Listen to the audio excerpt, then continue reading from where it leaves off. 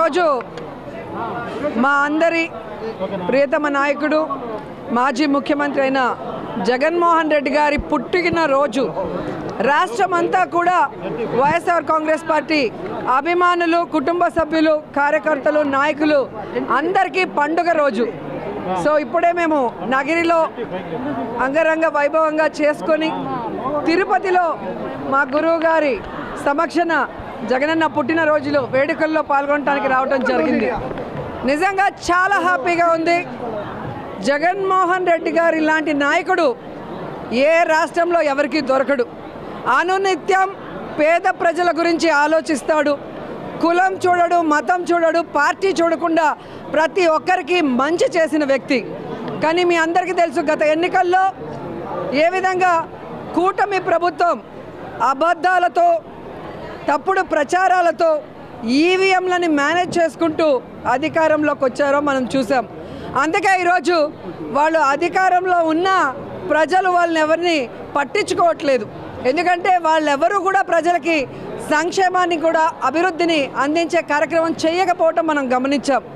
ఈరోజు ప్రతి ఒక్కరు కూడా మేము ఓట్లేసాం జగన్మోహన్ రెడ్డికి, ఎక్కడికి వెళ్ళాయి అని బాధపడుతూ మళ్ళీ జగనన్న ముఖ్యమంత్రి అవ్వాలి, మా జీవితాలు బాగుపడాలని ఈరోజు ప్రజలందరూ కూడా స్వచ్ఛందంగా జగనన్న పుట్టినరోజు వేడుకలు ప్రతి పల్లెటూరులో కూడా, ప్రతి వార్డులో కూడా ఘనంగా జరుపుకోవడం మనం అందరం కూడా గమనిస్తున్నాం.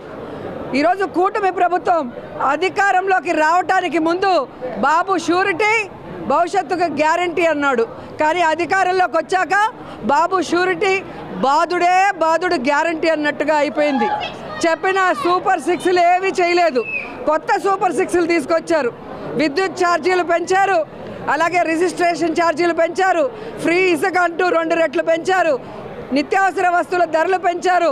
ఎక్కడ పడితే అక్కడ పుణ్యక్షేత్రాల్లో కూడా పబ్బులు పెట్టుకుంటూ, బెల్ట్ షాపులు తెరుచుకుంటూ ఈరోజు ఈ తిరుపతి పవిత్రతని గంగపాలు చేయాలన్న ప్రయత్నం చేస్తున్నారు.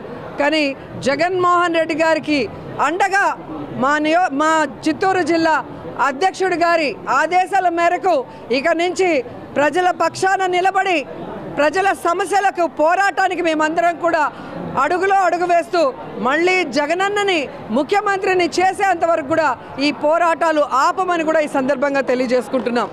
ఈరోజు ఎంత సిగ్గుచేటంటే రాష్ట్ర వ్యాప్తంగా జగన్మోహన్ రెడ్డి గారు ఫ్లెక్సీ పెట్టకూడదంట, కటౌట్ పెట్టకూడదంట, పోలీసుల్ని పెట్టి వాటిని చింపించడం, తప్పుడు కేసులు పెట్టించడం, బెదిరించడం చూస్తుంటే జగనన్నను చూస్తే భయం అనుకున్నాం. ఆయన కటౌట్ని చూస్తే కూడా కూటమి ప్రభుత్వానికి భయం అన్న విషయం ఈరోజు మాకు అర్థమైంది.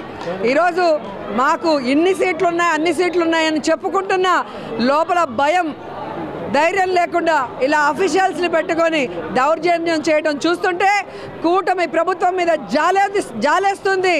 వాళ్ళకి సూటిగా మేము హెచ్చరిస్తున్నాం. ఇక మీదట ఇలాంటి చేతగాని పనులు, నీతిమాలిన పనులు చేస్తే వదిలిపెట్టేది లేదు.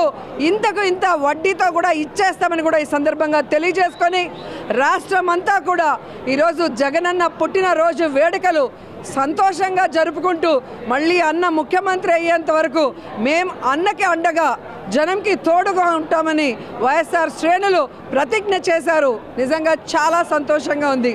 అన్నకి ఆ వెంకటేశ్వర స్వామి ఆయురారోగ్యాల్ని ప్రసాదించి ఈ దొంగలందరినీ కూడా ఎదుర్కొని నిలబడే విధంగా మళ్ళీ తొందరగా ఆయన అధికారంలో ముఖ్యమంత్రిగా వచ్చే విధంగా చేయమని వెంకటేశ్వర స్వామిని మనస్ఫూర్తిగా వేడుకుంటున్నాను.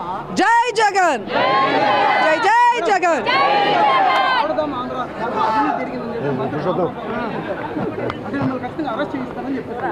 మరి ఫైల్స్ వాళ్ళ దగ్గరే ఉన్నాయి కదా, వెరిఫై చేసుకోమనండి.